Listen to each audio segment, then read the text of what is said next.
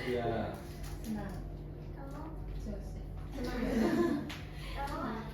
Oke, jadi semua orang punya perasaan yang sama, ada yang beda juga ya. Jadi tapi kali ini kita harus semangat untuk belajar karena saya yang mengajar. Oke, kali ini saya ingin kita akan belajar mengenai materi tata kelola humas dan kehumasan. Nah, sebelum lanjut ke materinya, saya ingin memberitahu tujuan pembelajaran kita pada hari ini. Jadi tujuannya adalah untuk mengetahui definisi dari humas, lalu fungsi, peran, dan juga tugas humas di dalam sebuah organisasi atau perusahaan. Lanjut. Nah, oke, selamat siang semuanya. Selamat siang. Apa kabar? Alhamdulillah. Nah, sebelum lanjut ke pembelajaran, mari kita berdoa terlebih dahulu menurut kepercayaan masing-masing. Berdoa dimulai. Berdoa selesai. Oke, sebelum lanjut ke materi pembelajaran kali ini, Ibu ingin kalian semua mengatakan sebuah kata bagaimana perasaan kalian pada hari ini. Mulai dari kamu. Senang. Kamu? Sedih. Suka. Senang. Lanjut. Senang. Lanjut. Senang. Kamu? Senang. Semangat. Kamu? Bahagia. Senang. Kamu? Selesai. Kamu? Oke, jadi semua orang punya perasaan yang sama, ada yang beda juga ya. Jadi tapi kali ini kita harus semangat untuk belajar karena saya yang mengajar. Oke, kali ini saya ingin kita akan belajar mengenai materi tata kelola humas dan kehumasan. Nah, sebelum lanjut ke materinya, saya ingin memberitahu tujuan pembelajaran kita pada hari ini. Jadi tujuannya adalah untuk mengetahui definisi dari humas, lalu fungsi, peran, dan juga tugas humas di dalam sebuah organisasi atau perusahaan. Lanjut. Nah, di sini sudah ada sebuah gambar di mana ada sebuah brand yang mungkin pernah muncul di beranda TikTok maupun Instagram kalian.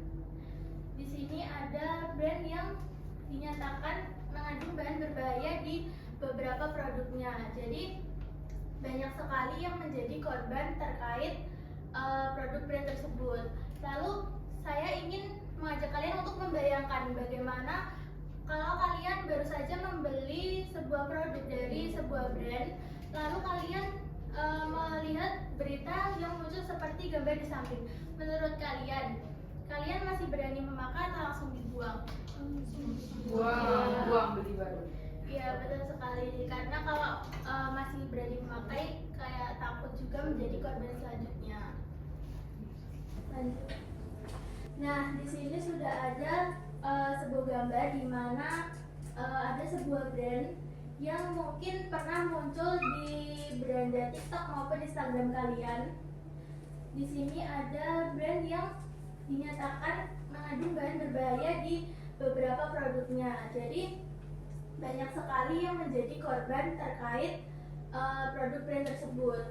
Lalu saya ingin mengajak kalian untuk membayangkan bagaimana kalau kalian baru saja membeli sebuah produk dari sebuah brand, lalu kalian melihat berita yang muncul seperti gambar di samping. Menurut kalian masih berani memakai atau langsung dibuang? Buang beli baru. Iya, betul sekali. Karena kalau masih berani memakai, kayak takut juga menjadi korban selanjutnya.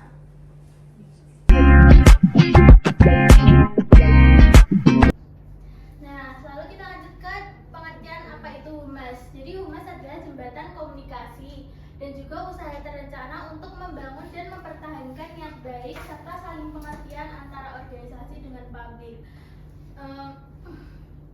Sebelum itu saya ingin bertanya, kenapa humas disebut jembatan komunikasi? Kenapa harus jembatan? Kenapa? Karena sebagai penghubung. Ya betul sekali, karena humas itu adalah penghubung antara perusahaan dengan publik seperti itu, dan juga humas ini berperan untuk membangun citra baik perusahaan di mata publik. Lanjut. Nah, di sini ada fungsi dari humas itu sendiri. Ada 3 yang saya cantumkan di sini. Yang pertama adalah memahami keinginan publik dan menyampaikannya ke manajemen. Jadi sebelum itu, kenapa humas ini harus memahami keinginan publik dulu? Kenapa nggak langsung menuangkan ide yang didapat ke pihak manajemen? Ada yang bisa menjawab? Saya Bu, agar tidak merugikan publik. Kurang keras? Agar tidak merugikan publik. Iya, betul sekali. Jadi humas itu harus mendengarkan kritik dan saran dari publik agar tidak merugikan apa yang diinginkan publik, seperti itu. Lalu yang kedua ada memberi masukan kepada pimpinan agar kebijakan perusahaan tidak merugikan rakyat atau publik. Seperti yang di fungsi pertama, jadi humas itu harus mendengarkan kritik dan saran dari publik supaya dapat mengevaluasi jalannya perusahaan itu dengan baik. Nah, menurut kalian, kalau seperti masalah dari brand Pink Flash tadi, karena ada perusahaannya langsung seperti anjlok karena ada masalah di dalam perusahaan tersebut. Menurut kalian, apabila mereka memberi kebijakan yang atau klarifikasi yang berbohong, apakah humas boleh menyetujui saran dari pimpinan yang ingin memberikan klarifikasi bohong? Boleh atau tidak? Iya, benar sekali, tidak boleh, karena humas itu bertugas untuk menjaga kejujuran. Lalu yang ketiga ada menghubungkan internal karyawan dan eksternal, masyarakat, media, dan pemerintah. Ini seperti di pengertian pertama tadi, di mana humas ini berperan untuk menghubungkan perusahaan dengan masyarakat. Lalu ada peran utama humas. Yang pertama, komunikator. Sama seperti tadi, jadi humas ini berperan untuk sebagai penghubung antara perusahaan dengan publik gitu. Lalu yang kedua adalah sebagai telinga organisasi. Menurut kalian kenapa harus telinga organisasi? Ada yang bisa menjawab? Silakan. Karena humas itu identik sama berhubungan sama eksternal dari perusahaan, terus internal perusahaan juga. Jadi kayak misalkan berita dari eksternal itu pasti munculnya dari humas ini dulu, baru disampaikan ke pihak internal perusahaan, seperti itu. Iya, benar sekali. Jadi sebagai telinga organisasi itu artinya mendengarkan aspirasi atau kritik saran dari publik untuk disampaikan ke pihak manajemen. Lalu sebagai mulut organisasi, jadi setelah mendengarkan kritik saran, jadi humas ini memberikan pernyataan ke pihak manajemen. Lalu membentuk citra atau image. Nah, ini tugas humas karena untuk membuat citra baik. Jadi humas ini harus berusaha membuat citra baik perusahaan di mata publik agar publik ini bisa percaya kepada perusahaan tersebut.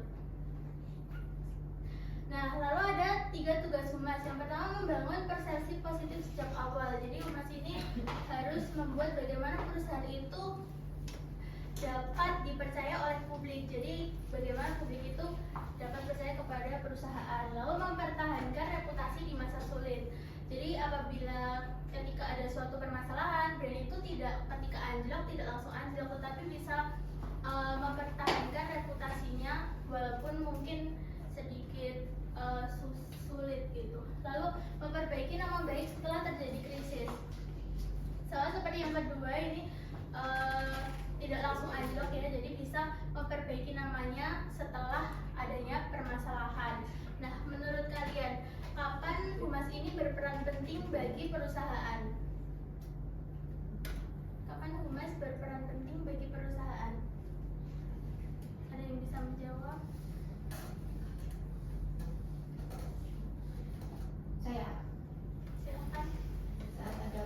berita yang negatif. Iya benar sekali. Jadi humas ini berperan penting ketika ada berita-berita yang negatif. Nah, seperti ketika ada permasalahan dalam perusahaan, humas ini berperan penting dalam memberikan klarifikasi atau memberikan sebuah hal yang akan disampaikan ke publik agar nantinya perusahaan ini dapat mengembalikan citra baiknya lagi seperti itu. Nah, lalu kita lanjut ke pengertian apa itu humas. Jadi humas adalah jembatan komunikasi dan juga usaha terencana untuk membangun dan mempertahankan niat baik serta saling pengertian antara organisasi dengan publik. Sebelum itu saya ingin bertanya, kenapa humas disebut jembatan komunikasi? Kenapa harus jembatan? Kenapa? Karena sebagai penghubung. Ya betul sekali, karena humas itu adalah penghubung antara perusahaan dengan publik seperti itu, dan juga humas ini berperan untuk membangun citra baik perusahaan di mata publik. Lanjut. Nah, di sini ada fungsi dari humas itu sendiri. Ada 3 yang saya cantumkan di sini. Yang pertama adalah memahami keinginan publik dan menyampaikannya ke manajemen. Jadi sebelum itu, kenapa humas ini harus memahami keinginan publik dulu? Kenapa nggak langsung menuangkan ide yang didapat ke pihak manajemen? Ada yang bisa menjawab? Satu, agar tidak merugikan publik. Kurang keras? Agar tidak merugikan publik. Iya betul sekali. Jadi humas itu harus mendengarkan kritik dan saran dari publik agar tidak merugikan apa yang diinginkan publik seperti itu. Lalu yang kedua ada memberi masukan kepada pimpinan agar kebijakan perusahaan tidak merugikan rakyat atau publik. Seperti yang di fungsi pertama, jadi humas itu harus mendengarkan kritik dan saran dari publik supaya dapat mengevaluasi jalannya perusahaan itu dengan baik. Nah, menurut kalian, kalau seperti masalah dari brand Pink Flash tadi, karena ada perusahaannya langsung seperti anjlok karena ada masalah di dalam perusahaan tersebut. Menurut kalian, apabila mereka memberi kebijakan yang atau klarifikasi yang berbohong, apakah humas boleh menyetujui saran dari pimpinan yang ingin memberikan klarifikasi bohong? Boleh atau tidak? Tidak boleh. Iya benar sekali, tidak boleh karena humas itu bertugas untuk menjaga kejujuran. Lalu yang ketiga ada menghubungkan internal karyawan dan eksternal, masyarakat, media, dan pemerintah. Ini seperti di pengertian pertama tadi, di mana humas ini berperan untuk menghubungkan perusahaan dengan masyarakat. Lalu ada peran utama humas. Yang pertama komunikator. Sama seperti tadi, jadi humas ini berperan untuk sebagai penghubung antara perusahaan dengan publik gitu. Lalu yang kedua adalah sebagai telinga organisasi. Menurut kalian kenapa harus telinga organisasi? Ada yang bisa menjawab? Silakan. Karena kan humas itu identik sama berhubungan sama eksternal dari perusahaan, terus internal perusahaan juga. Jadi kayak misalkan berita dari eksternal itu pasti munculnya dari humas ini dulu, baru disampaikan ke pihak internal perusahaan seperti itu. Iya benar sekali. Jadi sebagai telinga organisasi itu artinya mendengarkan aspirasi atau kritik saran dari publik untuk disampaikan ke pihak manajemen. Lalu sebagai mulut organisasi. Jadi setelah mendengarkan kritik saran, jadi humas ini memberikan pernyataan ke pihak manajemen, lalu membentuk citra atau image. Nah ini tugas humas karena untuk membuat citra baik. Jadi humas ini harus berusaha membuat citra baik perusahaan di mata publik agar publik ini bisa percaya kepada perusahaan tersebut. Nah, lalu ada 3 tugas humas. Yang pertama, membangun persepsi positif sejak awal. Jadi humas ini harus membuat bagaimana perusahaan itu dapat dipercaya oleh publik. Jadi bagaimana publik itu dapat percaya kepada perusahaan. Lalu mempertahankan reputasi di masa sulit.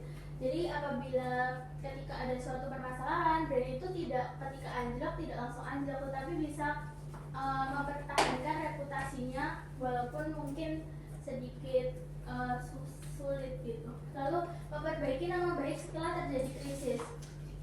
Sama seperti yang kedua ini tidak langsung anjlok ya, jadi bisa memperbaiki namanya setelah adanya permasalahan. Nah, menurut kalian kapan humas ini berperan penting bagi perusahaan? Kapan humas berperan penting bagi perusahaan? Ada yang bisa menjawab? Saya Silakan. saat ada berita-berita yang negatif. Iya, benar sekali. Jadi humas ini berperan penting ketika ada berita-berita yang negatif. Nah, seperti ketika ada permasalahan dalam perusahaan, humas ini berperan penting dalam memberikan klarifikasi atau memberikan sebuah hal yang akan disampaikan ke publik agar nantinya perusahaan ini dapat mengembalikan citra baiknya lagi. Gitu. Nah, sampai kita di penghujung materi kali ini. Ada kata terima kasih yang artinya sudah selesai. Nah, sebelum kita menutup pembelajarannya, Ibu mau membagikan kertas yang nanti kalian tulis apa yang kalian pelajari pada kali ini, pada pertemuan kali ini. Saya kasih waktu 2 menit untuk menulis. Tidak usah terlalu panjang, singkat saja.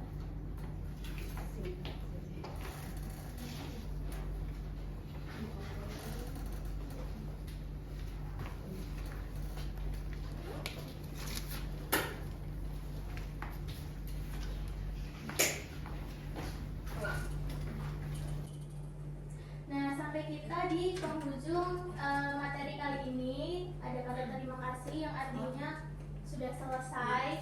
Nah, sebelum kita menutup pembelajarannya, Ibu mau membagikan kertas yang nanti kalian tulis apa yang kalian pelajari pada kali ini, pada pertemuan kali ini. Saya kasih waktu 2 menit untuk menulis. Tidak usah terlalu panjang, singkat saja.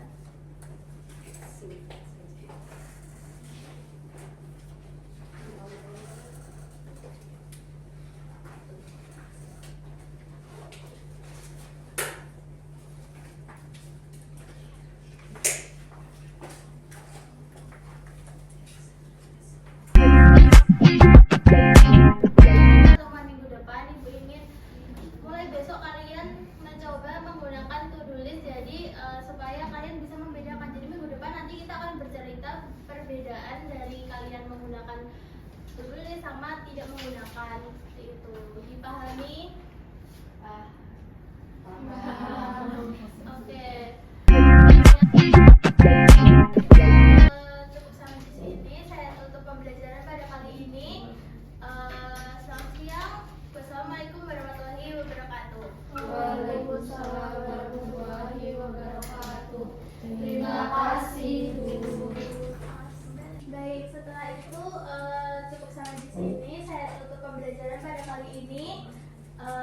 Selamat siang. Wassalamualaikum warahmatullahi wabarakatuh. Waalaikumsalam warahmatullahi wabarakatuh. Terima